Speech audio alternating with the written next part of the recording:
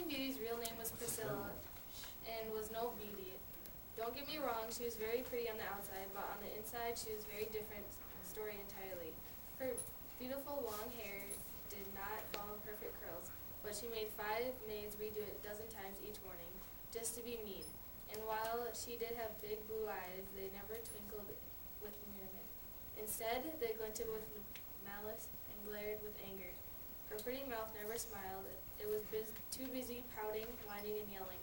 Since the day she was born, Priscilla was absolutely convinced that she was far superior to anybody, and she treated her parents, subjects, and servants accordingly.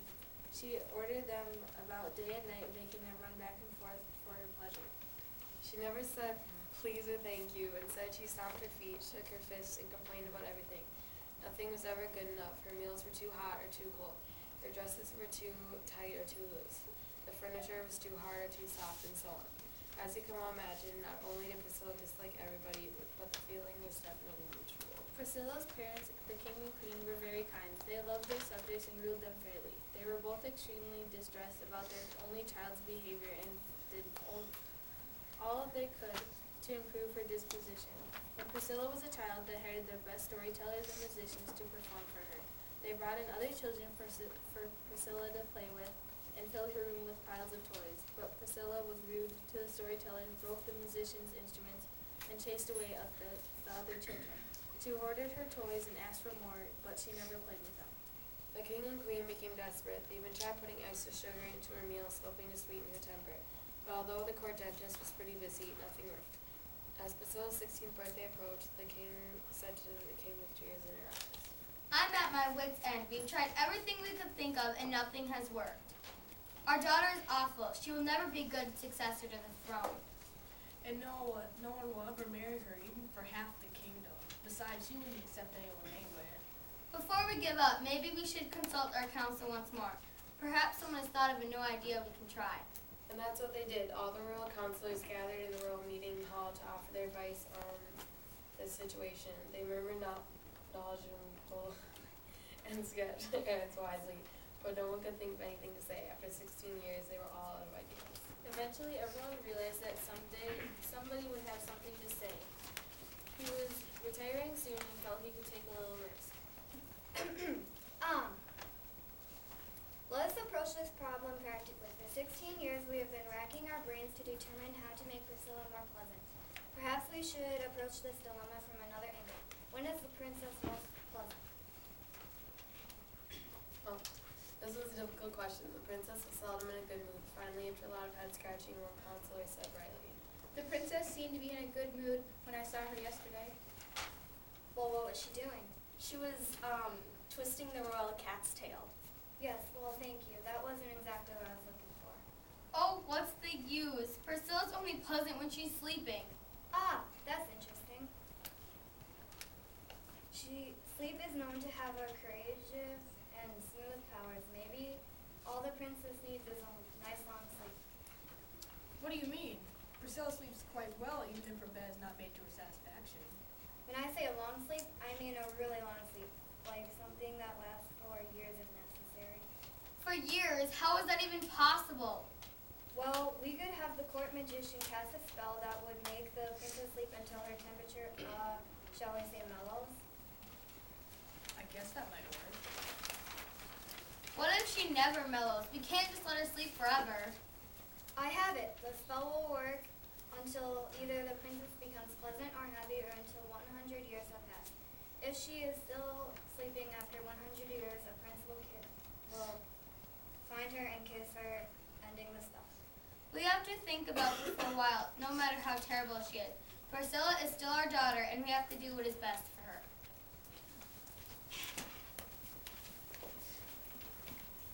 After months of thinking and watching Priscilla gleefully reduce everyone around her to tears with both cruel words and cruel actions, the sad parents concluded that a long sleep was Priscilla's only hope.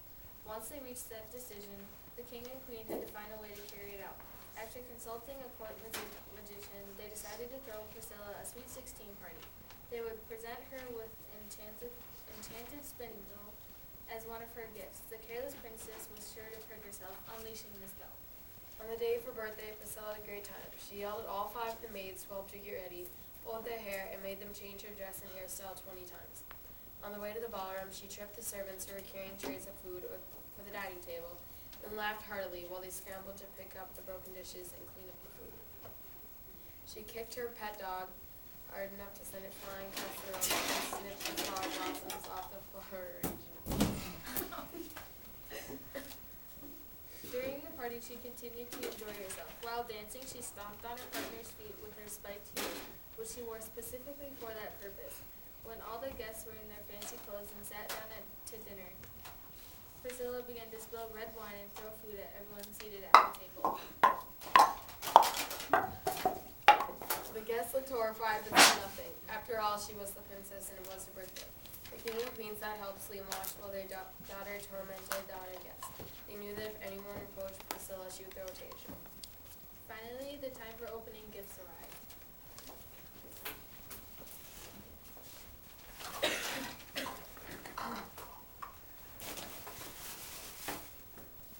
OMG, look at this tiara. It's so ugly.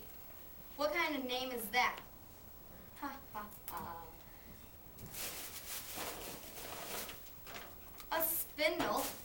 Whoever heard of a princess spinning? I certainly don't intend to waste my time on such a stupid activity.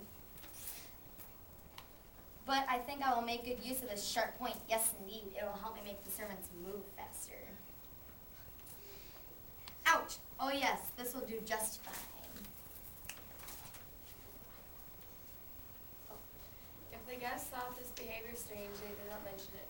They were only too happy to say their goodbyes and tiptoe out of the palace.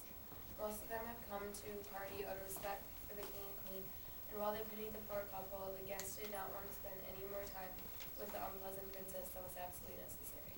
After the guests left, the king and queen placed their daughter in a tower just outside the castle wall. They thought a prince was more likely to kiss her if he did not have to go through the whole palace to reach her.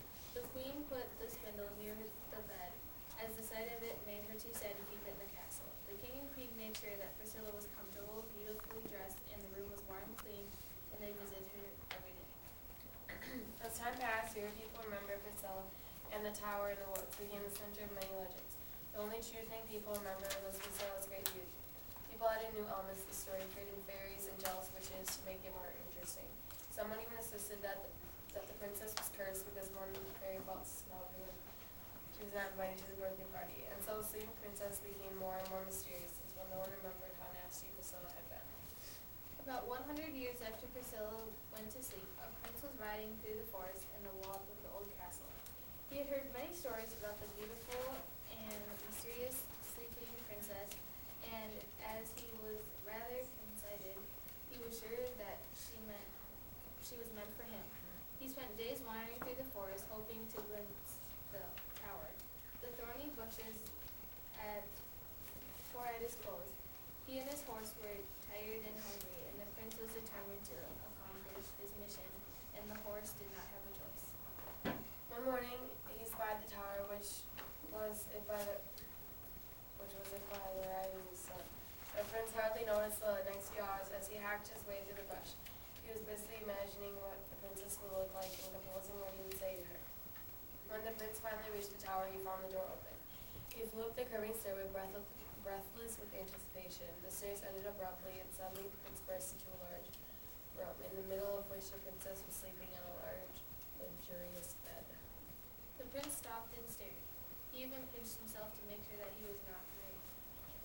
Until this moment, he realized that he had not been completely convinced that all the stories that he heard were true.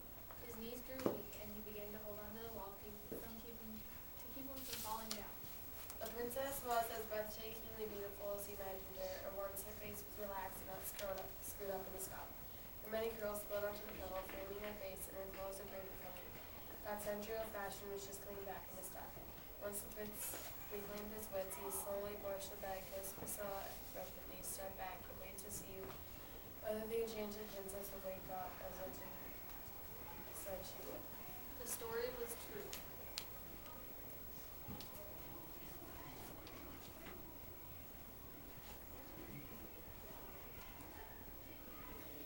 What in the world do you think you're doing coming in and barging barging into my room and shaking my hand. It was just a handshake. Without a second thought, she reached up and slapped the Prince of Castle's glowing unsuspecting his face. You see, Priscilla was not a morning person. The poor astonished prince stumbled and fell backward. All the words he composed flew out of his head. This was certainly not what he expected.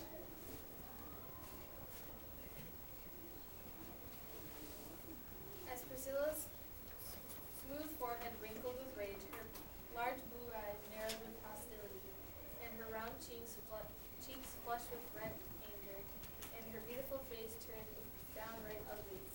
The flabbergasted prince crawled backwards toward the door, rolled down the stairs, jumped on his horse, and galloped away.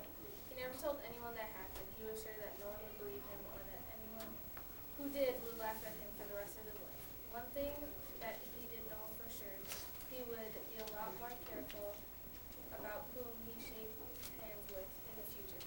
Meanwhile, Priscilla was becoming unhappier by the second. She soon realized that she was not in her room in the castle and that no one was rushing to answer her call. In her anger, she climbed off the bed and began stomping around the room. She flung a chair out the window, ripped the curtains, and kicked the night table. Then she noticed the spindle that her unhappy mother had left by the bed. The enraged princess grabbed the spindle and aimed it at the window. As she did so, one of the spindle's sharp ends pricked Priscilla's hand. Unfortunately for Priscilla, 100 years had not erased the spindle's magic, and she began to feel very sleepy. She barely had time to climb back into bed before her eyes closed in a deep